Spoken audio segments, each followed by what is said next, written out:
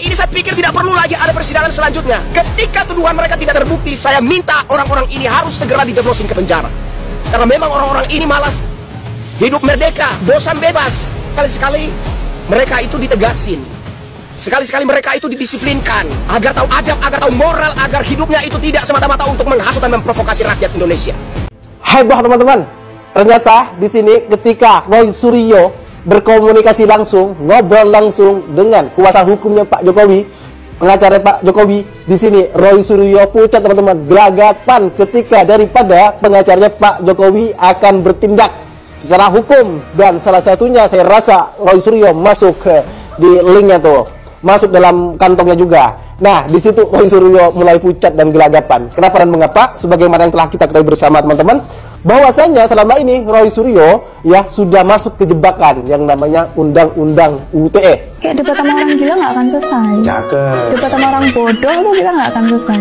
Kalau mau debat, mau ngadepin orang bodoh, kita harus lebih bodoh daripada dia. Ngadepin orang gila, kita harus lebih gila daripada dia.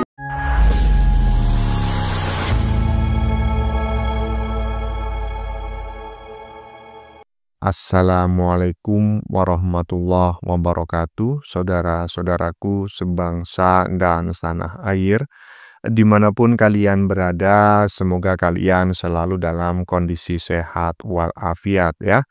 Berjumpa lagi dengan saya di Gaspol Update. Kami bukanlah buzzer pihak manapun, kami hanya menyajikan keputusan ada di tangan Anda ya teman-teman.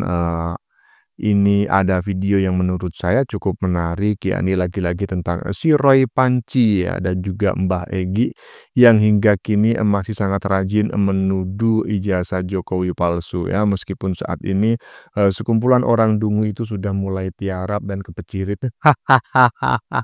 Tapi respons para ternak Mulyono ya terhadap mereka masih belum surut ya, jelas lah ya kan, wajar lah ya, karena selama ini kan mereka menuduh Jokowi itu dengan waduh nggak ada saringannya gitu loh. Jadi wajar kalau sampai saat ini para ternak Mulyono itu masih sakit hati ya.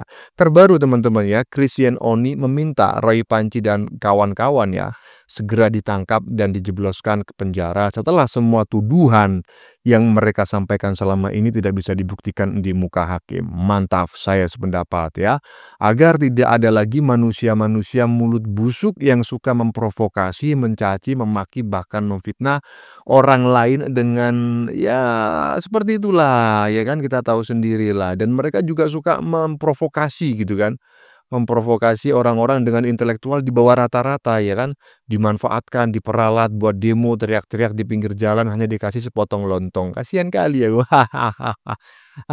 Aduh. Faktanya memang mereka suka menebar fitnah ya. Begitu diseriusi oleh Jokowi, mereka semua pada kicep ya, tiarap, ngilang.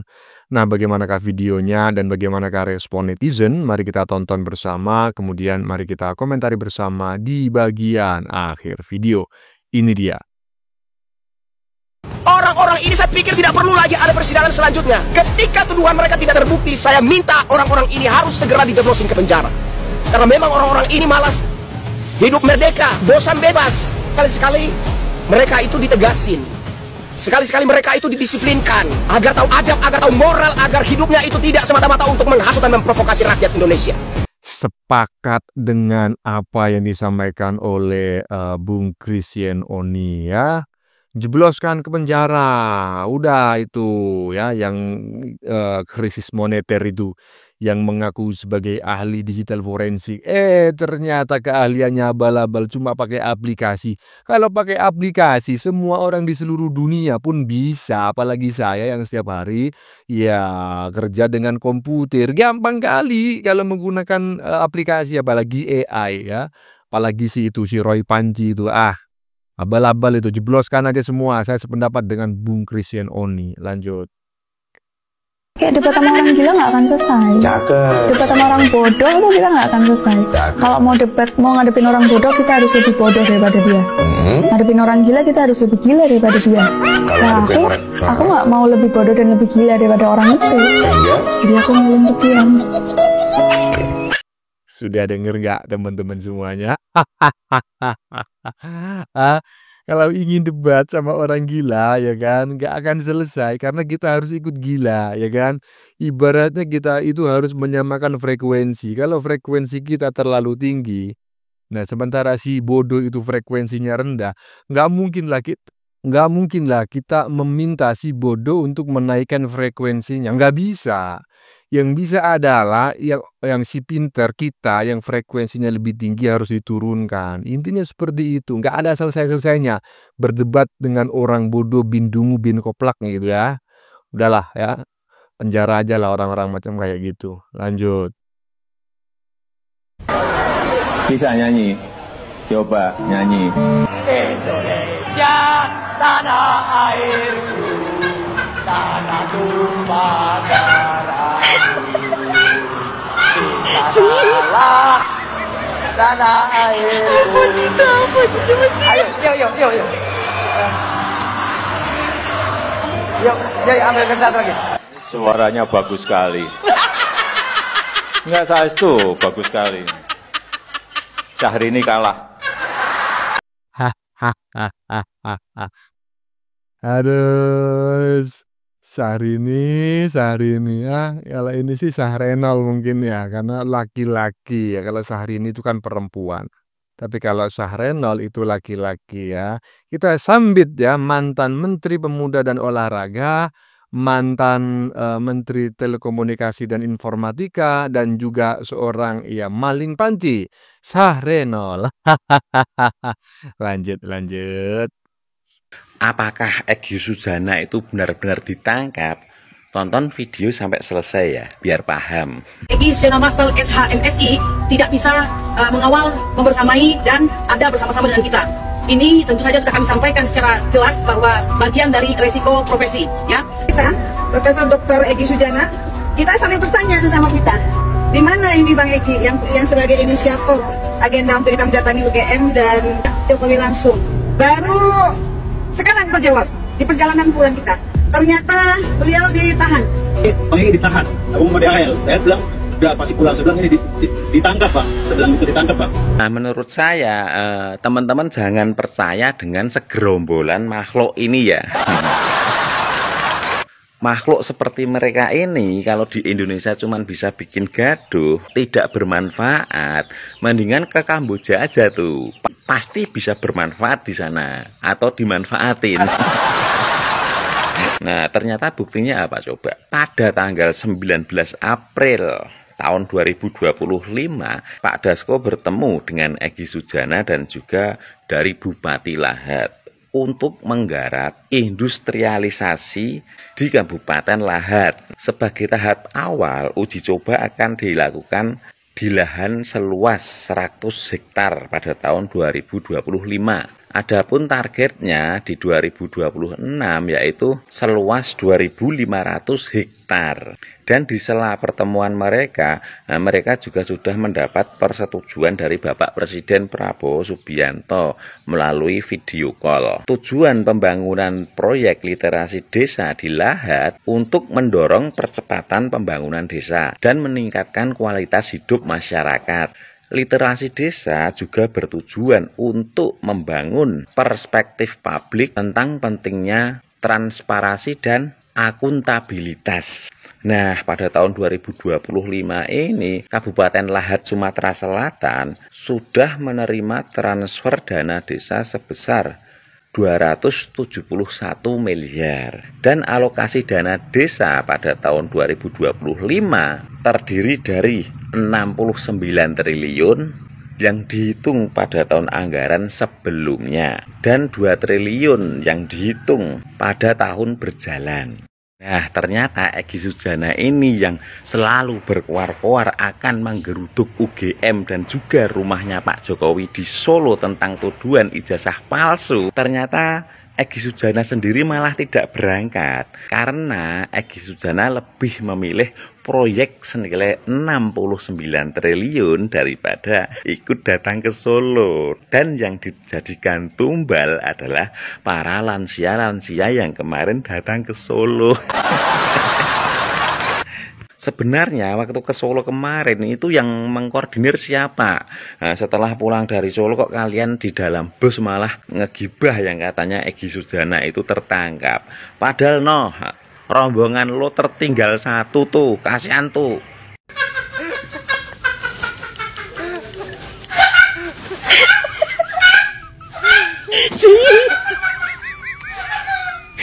Apa cita apa coba Ci? Delogok. Udahlah, pokoknya saya berharap sekali ya orang-orang yang selama ini suka bikin gaduh, termasuk si Egy ya, yang katanya banyak netizen disebut si Durjana katanya ya kan, kemudian si Susana, terserah lah. Itu menurut saya memang pantas ya, karena dia merupakan salah satu provokator, karena kita ketahui bersama lah. Ya bisa disebut dia itu adalah agen demo ya. Sejak ya mungkin 5 tahun terakhir, demo itu selalu yang apa namanya ya, korlapnya itu yaitu ya Mbak Egy ya kan. Kemudian juga si Roy Panji saya berharap juga segera ditindak oleh aparat ya. Kemudian si Krismon yang mengaku sebagai ahli digital forensik nyatanya abal-abal. Udahlah ya, Pak Jokowi jangan kasih ampun orang-orang yang selama ini suka memfitnah, menebarkan kebencian dan lain sebagainya. Nggak ada istilah-istilahan, nggak ada tabayun-tabayunan ya. Sikat semua di meja hukum. Lanjut. Rakyat lebih percaya dengan Bung Roy Suryo. Dia berucap dengan fakta-fakta yang ada dan bisa dipertanggungjawabkan.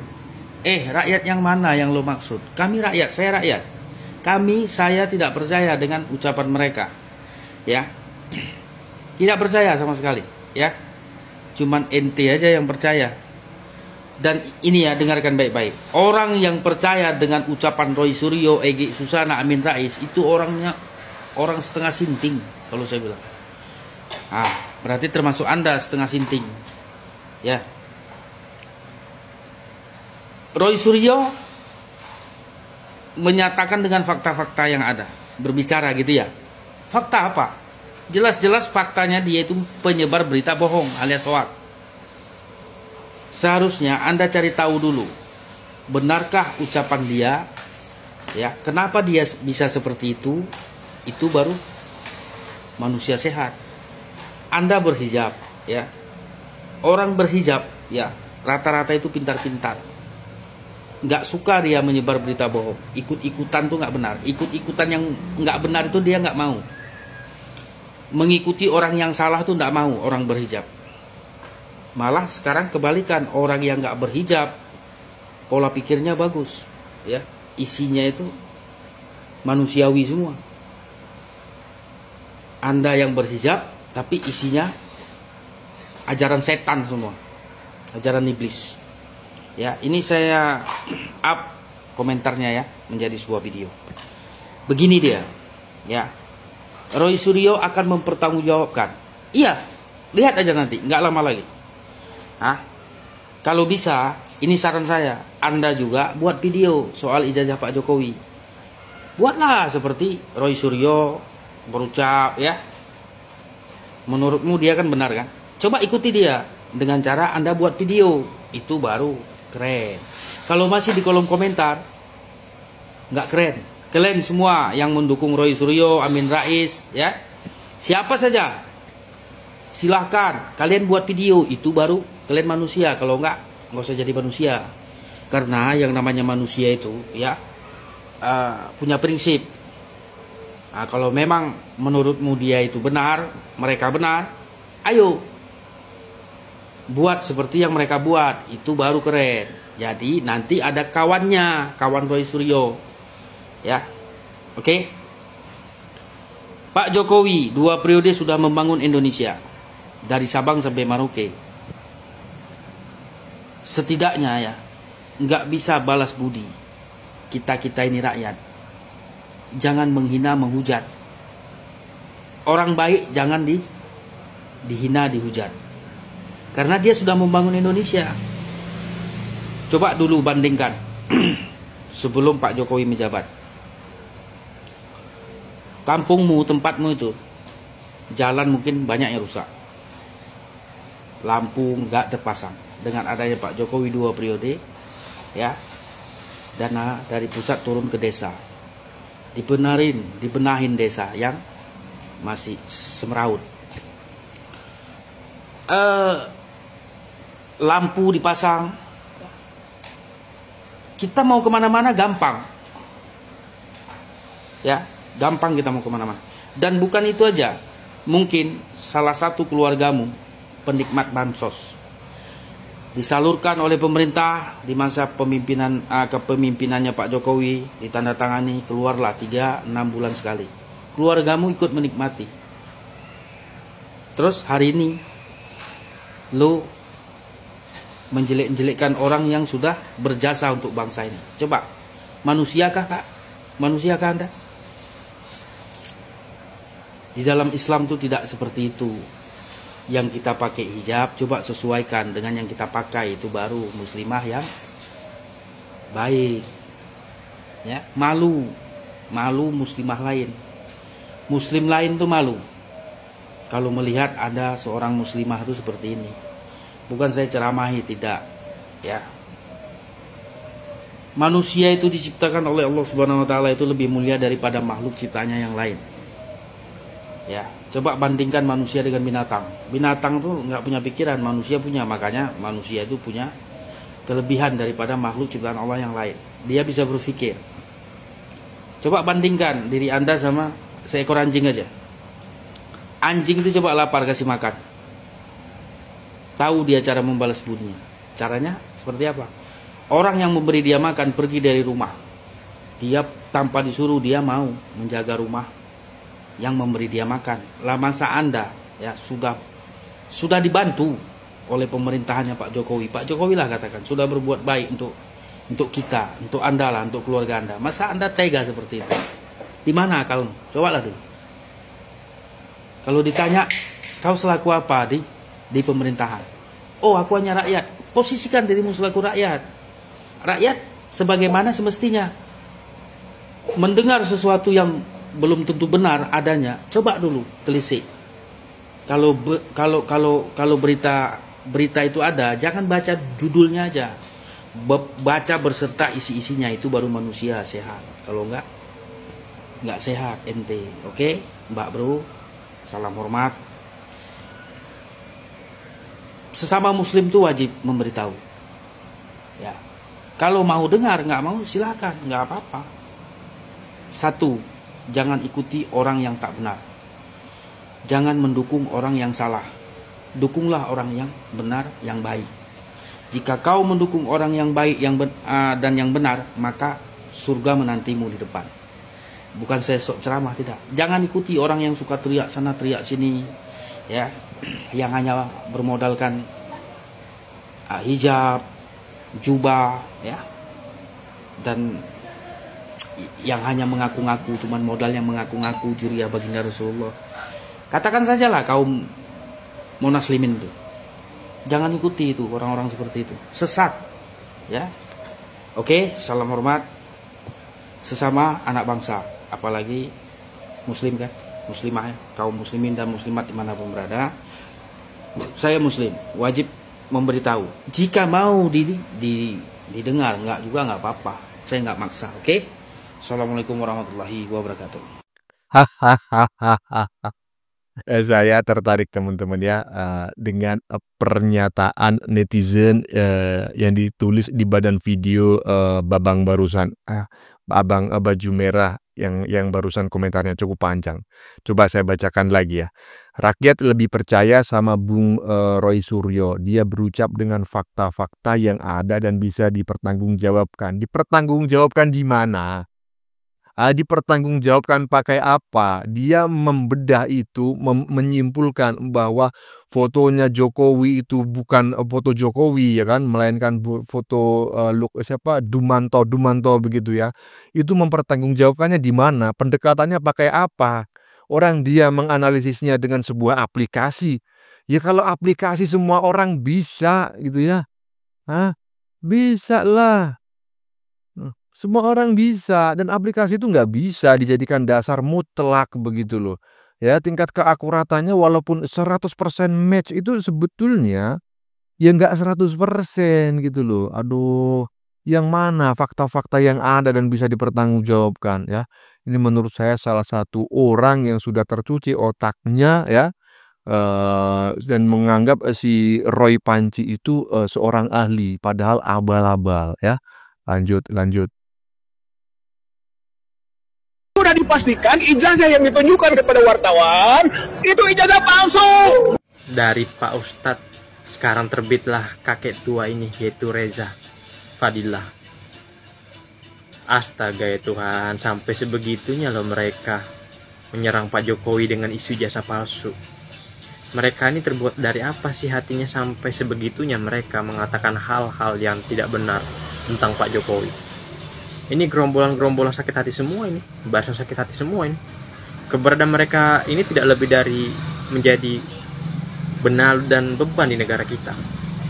Orang-orang seperti inilah yang seharusnya, maaf kata ya, harus diamankan dari negara ini, karena mereka ini sudah keterlaluan gitu loh. Mereka ini sudah menciptakan isu-isu yang memecah belah dan membuat ribut negara kita. Negara lain tak pernah mengurusi namanya ijazah palsu. Mereka sibuk mengurusi teknologi. Ini negara kita sibuk mengurusi ijazah palsunya Jokowi. Entah sampai kapan. Dari Ustadz Abdul Somad, Ustadz Wijayanto, kakek yang satu ini, Egy Sujana, Dr. Tipa, semuanya ngurusi ijazah palsunya Pak Jokowi. Karena di pikiran mereka itu dengan mereka menyerang Pak Jokowi, mereka bakalan menang. Ternyata mereka mengalami kekalahan. Karena mereka tahu Pak Jokowi tak bisa dilawan. Jadi untuk gerombolan-gerombolan sakit hati, termasuk kakek yang satu ini, si Reza ini orang-orangnya sangat bego gitu loh, sangat tidak pantas berada dalam negara ini. Seharusnya diamankan saja, diceblosin ke dalam penjara, itu yang terbaik. Katanya saudara kita yang berasal dari Tarutung barusan ya, orang-orang seperti ini hanya akan jadi benalu di bangsa ini. Ya iyalah, ya kan. Nggak lebih dari itu, nggak ada manfaatnya mereka. Mereka itu, saya sependapat dengan komentar ya. Salah satu netizen dulu di salah satu video yang pernah kami upload itu dia komentar, orang-orang seperti ini cuma dua manfaatnya. Pertama, dikirim ke Amerika buat campuran bom atau dikirim ke Palestina buat ganjal tank. Cuma dua itu, selebihnya nggak ada manfaatnya sama sekali. Lanjut. Saat ini sebagai profesi saya sebagai praktisi hukum yang memang sudah saya tekuni 30 tahun lebih ini. Masya Allah. Iya, udah. Nah, saya kenapa tadi digeret ke sini hadir? Saya juga terpanggil pertama ini alma mater saya. Marwah dari alma mater saya harus terjaga. Alma mater saya jangan terseret dibawa kemana-mana. Alma mater saya harus tegak dalam menjunjung tinggi kebenaran dan juga objektivitas. Nah, berkaitan dengan proses ijazah tadi yang disebut-sebut tadi, saya memang berbeda pendapat dengan kawan-kawan ya, terus terang ya. Karena yang mengatakan ijazah Jokowi palsu, saya bertanya, apakah pernah yang mengatakan Jokowi ijazah palsu melihat ijazahnya Jokowi? Kalau saya belum pernah. Adapun yang dilihat di medsos itu fotokopi ijazah, jadi bukan ijazah. Apa yang dilihat di medsos itu adalah foto dari ijazah, entah dari mana saya nggak tahu, tapi foto, jadi bukan ijazah. Sampai hari ini saya yakin yang hadir di sini belum pernah melihat ijazahnya Jokowi. Nah, jadi bagaimana mungkin kita mengatakan ijazah itu asli atau palsu? Ya, itu satu. Kedua, karena persoalan ini tidak bisa diselesaikan secara negosiasi, yang bersangkutan tidak mau menunjukkan kalau memang dia punya ijazah, satu-satu jalan adalah proses hukum di pengadilan. Betul. Itu jalannya tuh. Namun sedikit masukan bagi kawan-kawan, kalau Anda menggugat Jokowi mempunyai ijazah palsu, pendapat saya akan mentok, 10 kali pun akan mentok. Karena Anda akan diminta untuk membuktikan ijazahnya itu ada atau tidak. Itu dulu. Kalau ada baru dilihat palsu atau tidak. Nah, jadi sekarang biar kita tim TPUA nanti membuat suatu konstruksi hukum yang lain, bukan berkaitan dengan masalah ijazahnya asli atau palsu, tapi ada bentuk lain dalam konstruksi hukumnya yang nanti sama-sama kita saksikan kalau ini masuk ke ranah hukum di pengadilan. Saya pikir itu kalau saran saya. Ini sudah diterima baik-baik di sini, lebih baik yaudah kita terima apa hasilnya dulu di sini, nanti bisa didiskusikan. Kemudian kalau mau dibuat konstruksi hukumnya, silakan dibuat konstruksi hukumnya yang pas sesuai dengan hukum yang ada di negara kita ini, baik menyangkut pidana maupun perdata, itu bisa didiskusikan lebih lanjut. Sebentar nih. Saya mau baca dulu ya, mau baca dulu teks atau caption yang ada di badan videonya. Nasi udah menjadi bubur Pak, jadi tinggal nunggu waktu. Aku ora melu-melu katanya. Sudah ada yang ketakutan ya. Itu adalah komentar di badan videonya. Menarik, tetapi ada yang lebih menarik. Apa Bang yang lebih menarik? Saya lebih tertarik dengan orang yang pakai baju hitam, yang rambutnya sedikit pelontos itu ya, yang sangat pendek sekali, yang di dadanya ada tulisan tim pemburu ijazah Jokowi. Saya ngelihat wajahnya ya kan, ketika Bapak berambut putih mengatakan bahwa kita tidak bisa menuduh ijazah Jokowi palsu karena kita tidak pernah melihat buktinya ya kan, nggak pernah ngelihat ijazahnya. Itu orang itu kasihan kali aku ngelihat wajahnya. Aduh. Itu telah terjadi perang batin ya, antara mau menangis dan jengkel mau teriak-teriak. Kasihan deh lu, tim pemburu ijazah Jokowi dipatahkan oleh kalian sendiri ya, oleh orang yang menjadi bagian dari kalian sendiri ya. Iyalah, lanjut. Heboh teman-teman. Ternyata di sini ketika Roy Suryo berkomunikasi langsung, ngobrol langsung dengan kuasa hukumnya Pak Jokowi, pengacara Pak Jokowi, di sini Roy Suryo pucat teman-teman, gelagapan ketika daripada pengacaranya Pak Jokowi akan bertindak secara hukum, dan salah satunya saya rasa Roy Suryo masuk di linknya tuh, masuk dalam kantongnya juga. Nah di situ Roy Suryo mulai pucat dan gelagapan. Kenapa dan mengapa? Sebagaimana yang telah kita ketahui bersama teman-teman, bahwasanya selama ini Roy Suryo ya sudah masuk ke jebakan yang namanya Undang-Undang UTE. Kenapa? Roy Suryo dengan jelas mengatakan bahwa ijazah Pak Jokowi palsu. Nah, udah berkuar-kuar duluan dengan analisis yang tidak pasti itu, tanpa mengetahui bukti-bukti yang ada di sana, secara tak langsung sudah masuk kepada jebakannya Pak Jokowi. Nah, di situ gelagatnya sudah pucat tuh, nggak bisa berkomentar lagi, nggak tajam lagi keluar-keluarnya. Berbeda ketika berbicara di luar, berorasi di depan apa ya, komunitasnya, di depan orang yang mendukungnya, berbeda ya ketika ngobrol langsung dengan pengacara hukumnya. Nggak tajam, lemah. Sama halnya ketika di UGM bertemu langsung dengan perwakilan UGM ya, di situ lemah, bahkan mohon maaf di situ tuh udah nggak tajam lagi. Itu menandakan bahwasanya ya data-data ya, asumsi yang dikeluarkan oleh Roy Suryo selama ini tidak kuat nih, hanya isu belaka, makanya dia ketakutan alias pucat. Baik teman-teman, tanpa panjang lebar, langsung kita saksikan videonya seperti apa ini. Saya akan ke Bang Firman terlebih dahulu. Bang Firman, kapan rencananya Jokowi akan menempuh jalur hukum? Jadi terima kasih Mas Syamar, selamat sore. Terima kasih Mas Surya, selamat sore. Jadi minggu-minggu depan ini kita akan setelah kami menjajaki beberapa hal terkait dengan pemberitaan dan unsur-unsur terkait, mungkin di minggu depan kita akan mulai melakukan upaya hukum. Dan seperti yang disampaikan Bapak Jokowi juga, bahwa memang kami sudah ditugaskan dan kami sudah rampung, tinggal kami mendiskusikan lebih lanjut kepada Bapak dan juga finalisasinya, kira-kira demikian. Oke, baik. Tapi tanggapan Anda mengenai banyaknya orang yang datang ke rumah Jokowi untuk menanyakan mengenai ijazah ini, apakah Anda melihat ada misi terselubung atau ada yang menggerakkan atau seperti apa?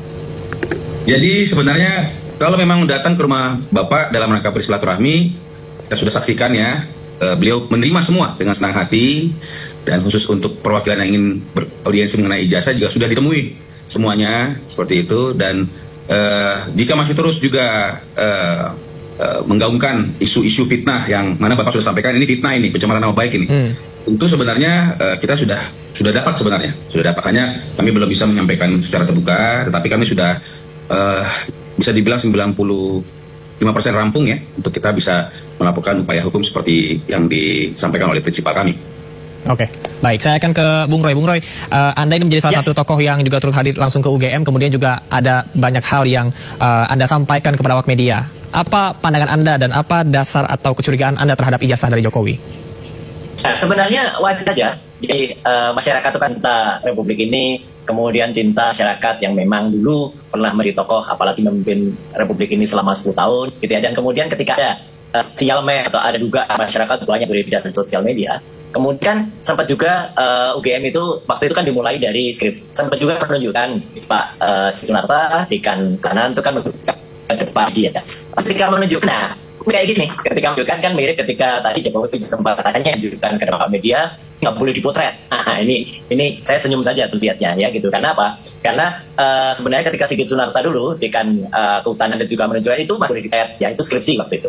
Kemudian dari potret itulah ada sahabat saya Dr. Resmond yang itu hasil ulang Sianipar itu kemudian menganalisis. Jadi artinya adalah sekarang ini era keterbukaan, era kejujuran. Jadi kalau sekedar menunjukkan kemudian hanya apalagi hanya mengatakan dengan narasi sama seperti kemarin pas ketika di UGM wakil dari UGM itu hanya katakan saja kami punya 34 bukti. Kemudian tapi ya katakan hanya naratif saja, tidak ada satupun bukti di atas meja waktu itu. Setelah kemudian kita tanya, kita desak awalnya berlindung di balik Undang-Undang Keterbukaan Informasi nomor 17 ya, gitu. Maksudnya pasal 17 ya, pasal yang dikecualikan. Dan kebetulan saya juga teman di UGM, saya dulu di Komisi 1 itu mengkawal undang-undang ini selama 10 tahun, jadi saya ngerti persis isinya. Nah, baru kemudian teman-teman di UGM ngambil itu skripsinya. Nah, dari kemudian skripsi yang diambil, disitulah akhirnya nampak benar beberapa yang kemudian bisa kita baca lah gitu. Ada lembar pengesahan yang tidak ada tanggalnya, ada kemudian tidak ada tanda tangannya, salah dalam tuliskan nama pembimbing. Nah, ini hal ini kan kita bertanya gitu. Jadi sah saja